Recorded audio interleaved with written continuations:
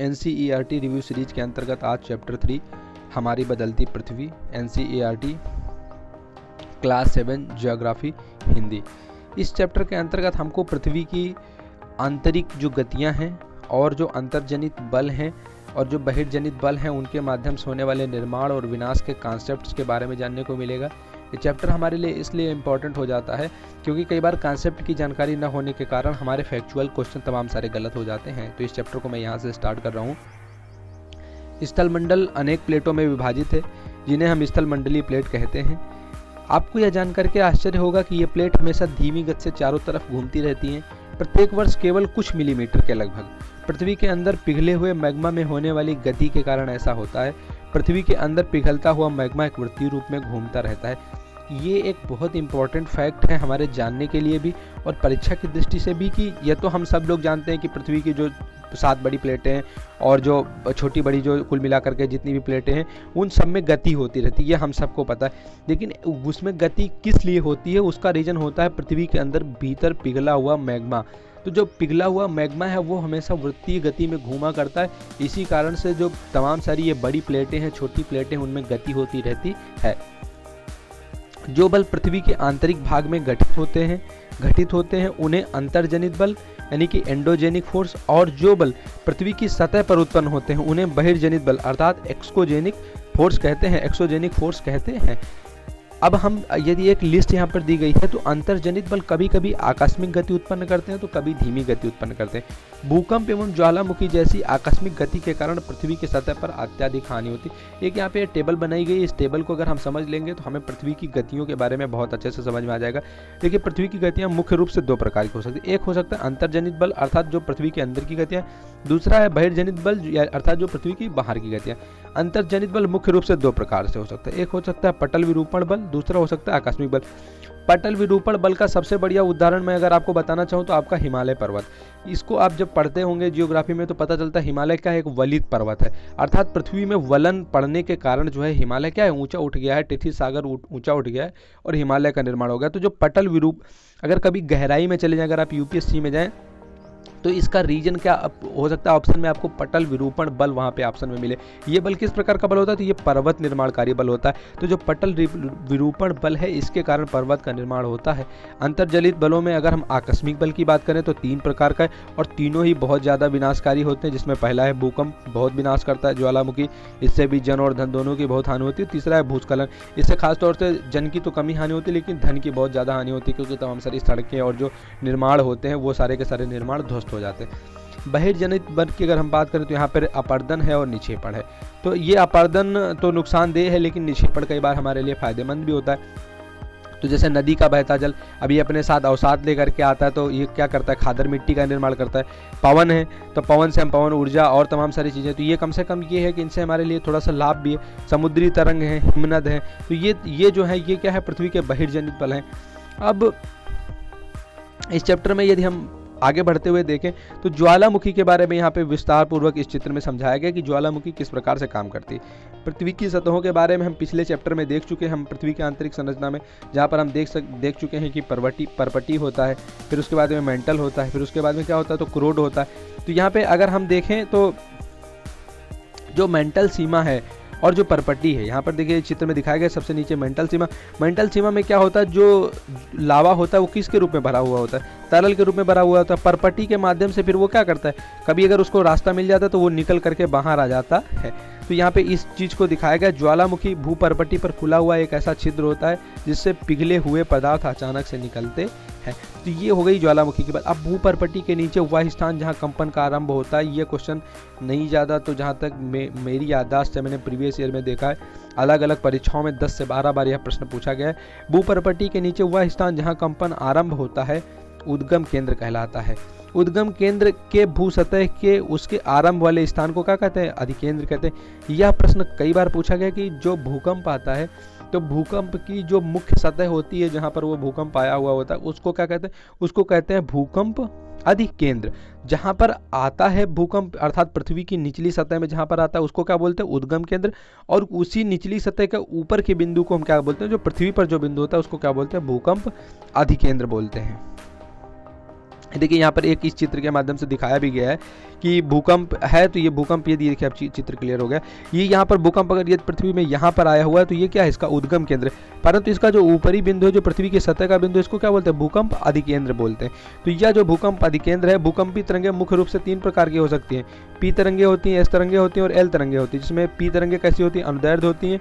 S तरंगे कैसी होती हैं, अनुप्रस्थ होती हैं। एल तरंगे कैसी होती हैं, पृष्ठीय होती हैं। एक बार मैं फिर से रिवाइज कर दे रहा हूँ, याद हो जाए ताकि आपको। भूकंप की तरंगे 3 प्रकार की होती हैं, पी तरंगे, एस तरंगे और एल तरंगे।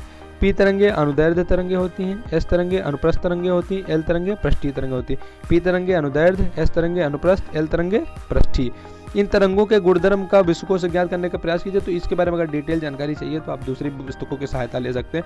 बाकी पीटी के लिए तो बस इतना जानना इंपॉर्टेंट है कि कौन सी तरंग जो होती है वो किस प्रकार की तरंग होती है।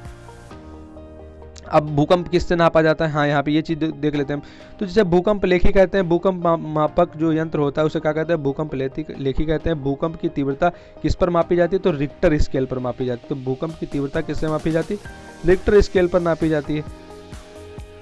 अब बात कर लेते हैं यहाँ पर, हाँ ये एक इंपॉर्टेंट फैक्ट यहाँ पर हमको मिल जाता है। जो पृथ्वी के बहिर्जनित बल है उसमें सबसे ऊंचा जो जलप्रपात है वो कहाँ पर है, तो दक्षिण अमेरिका के वेनेजुएला का एंजल जलप्रपात।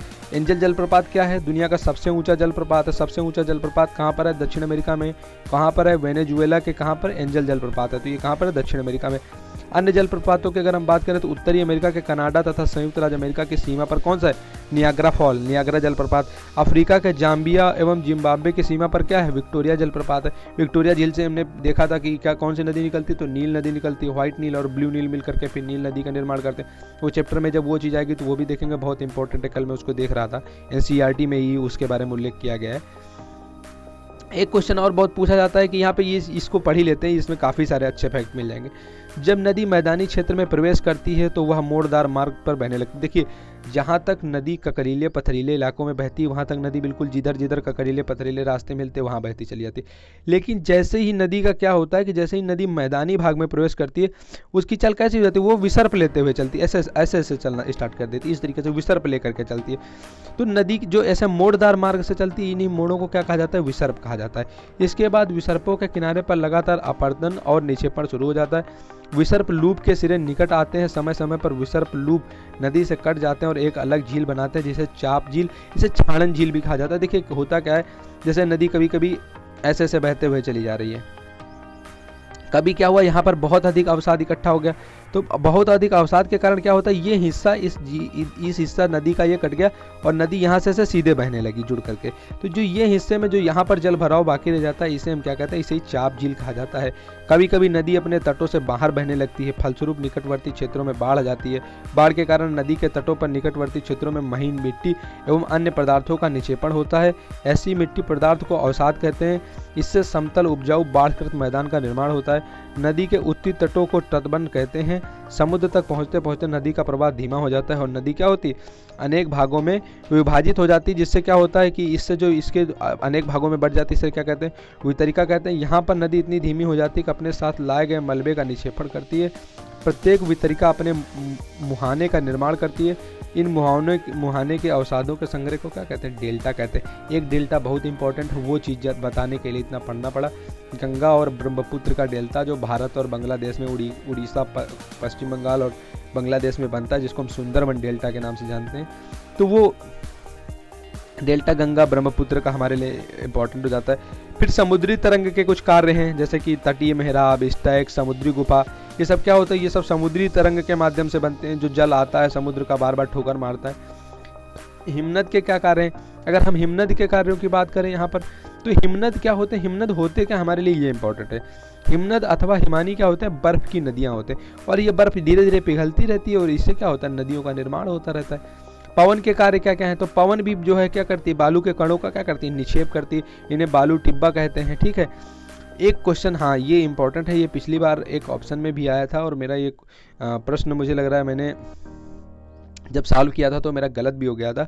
लोएस को जानना बहुत जरूरी। लोएस सही ऑप्शन नहीं था लेकिन मैंने लोएस टिक किया था और मुझे जानकारी नहीं थी कि लोएस क्या होता है। लोएस अगर आप देखें तो लोएस क्या है कि बालू कण के विस्तृत क्षेत्र में निक्षेपित होने वाले मैदान है चीन में विशाल लोएस के निक्षेप पाए जाते हैं। लोएस क्या होता है, जो बालू के कण विस्तृत रूप से जाकर के फैल जाते हैं, निक्षेपित हो जाते हैं, इन्हें क्या कहते हैं, इन्हें ही लोएस कहा जाता है। जैसे कहीं पर रेगिस्तान है, अब पवन चल रही है और पवन लगातार बालू के कणों को उड़ा करके ले जा रही और कहीं पर इकट्ठा करी, तो जहाँ पर वो बालू के मैदान बनते चले जाते हैं उस बालू से, उससे क्या कहते हैं, उसे लोएस कहते हैं। चीन में बहुत सारे लोएस के मैदान पाए जाते हैं। अब इसके ऑब्जेक्टिव क्वेश्चंस को सॉल्व कर लेते हैं। इनमें से कौन सा समुद्री तरंग की विशेषता नहीं है? तो देखिए, किनारा और समुद्री गुफा दोनों समुद्री तरंग की विशेषता, परंतु सैलों से इसका कोई संबंध नहीं है। हिमनद की निक्षेपण विशेषता क्या है? बाढ़कृत मैदान, पुलिन या हिमोड़? तो जो हिमनद की निक्षेपण विशेषता क्या है, इससे हिमोड़ बनते हैं। बाढ़कृत मैदान तो जो नदियां मैदान में प्रवेश करती है वहाँ पर बनते हैं, जो उनके जो तट होते हैं वो कट जाते हैं। और पुलिन क्या है? तो पुलिन समुद्री निर्माण की रचना है, जो समुद्र की तरंगों से निर्मित होती है। पृथ्वी की आकस्मिक गतियों के कारण कौन सी घटना होती है?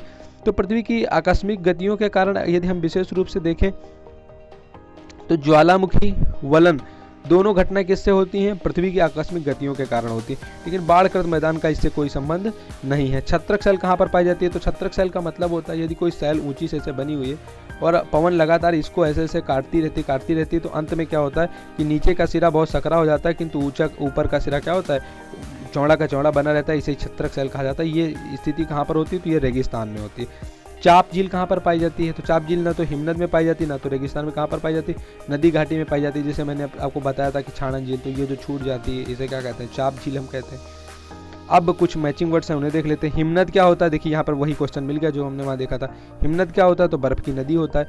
विसर्प क्या होता है? विसर्प कहाँ पर होते हैं? तो नदियों में होते हैं। पुलिन क्या है? पुलिन क्या है? समुद्री भृगु है। बालू का टिब्बा रेगिस्तान में मिलता है। जलप्रपात कठोर संस्तर के सेलों में पाए जाते हैं। भूकंप क्या है? पृथ्वी का कंपन है। तो यह था चैप्टर 3 हमारा ज्योग्राफी का क्लास 7 की NCERT का। Thank you so much.